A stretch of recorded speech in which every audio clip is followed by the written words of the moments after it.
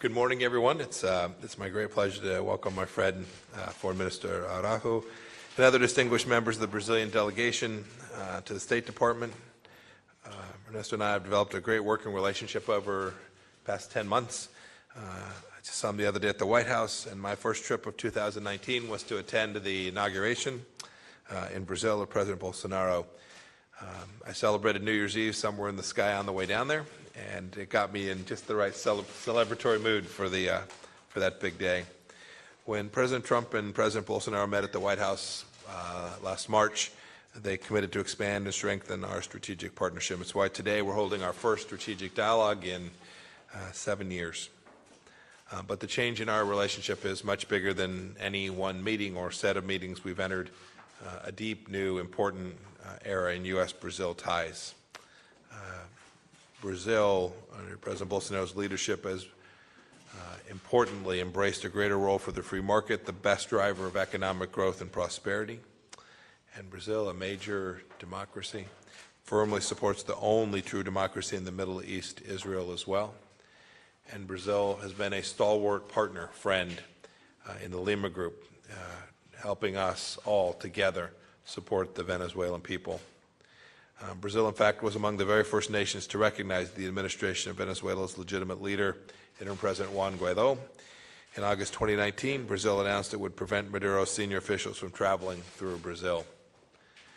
Right now, Brazil is hosting more than 180,000 Venezuelans who have fled economic collapse and tyranny that the Maduro regime has caused. This generosity is a testament to your country's commitment to regional security and the protection of human rights.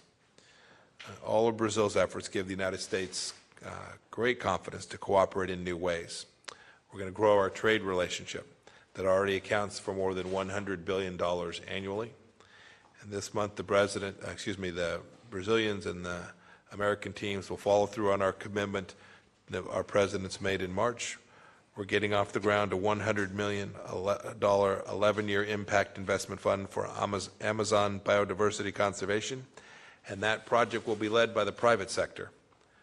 Our security cooperation is growing too. This year, President Trump designated Brazil a major non-NATO ally.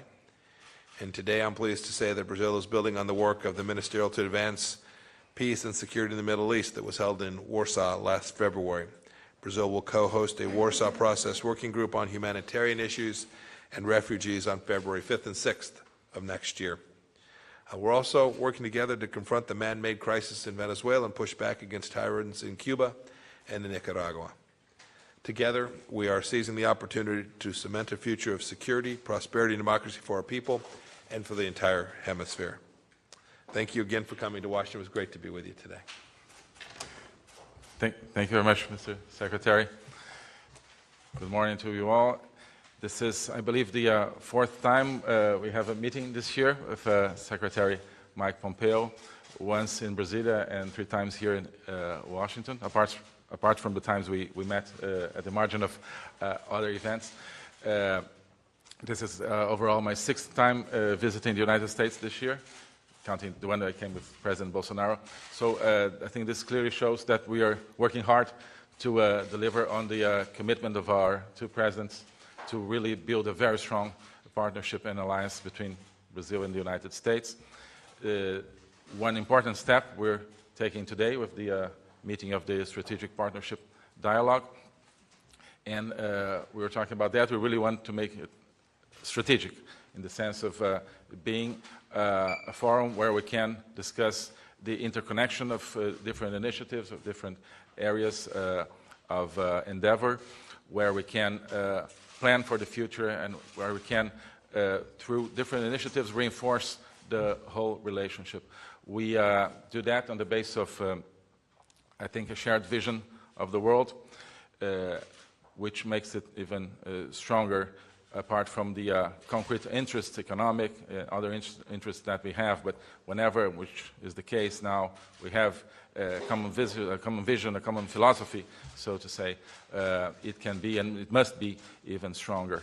The foreign policy that we are trying to build in Brazil is based on top of very clear principles, the principle of freedom and democracy, the principle of sovereignty, the principle of defense of our values, and the principle of economic opening and a market economy, through that to accomplish what we're trying to accomplish and what the Brazilian people voted for when they elected President Bolsonaro, a program for a Brazil that is more present in the world, that is able to grow its economy, to change a system that gave us only stagnation and corruption in the past. And our relationship with the United States is a big part of accomplishing those objectives, those principles of foreign policy and foreign engagement.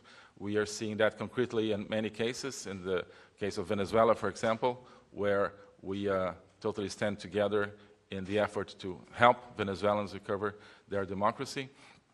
We are also translating that in our economic and trade engagement, which is going forward very quickly and actually responding to the huge expectations from our private sector and productive sector, which we're seeing again in the area of security and defense, the status of a major non-NATO ally that Brazil now has with the United States is immensely important for us, and we want to translate that into concrete steps that reinforce Brazil's role in peace and security. Security for Brazilians, it's a priority for our people to live in a secure and safe environment. So everything that the Brazilian people wants from our government, that's something that we can achieve in a good part in cooperation with the United States. Also, across the world, now we see some signs of ideas that would question sovereignty, that would be in a sense of, in the case of Brazil, that we, specifically in the Amazon, that we maybe are not able to cope with the challenges of the environment there. We know that's not true, and our friends here in the U.S. know that's not true, and we want to be together in the endeavor to create development for the Amazon region, which we are convinced that is the only way to really protect the forest.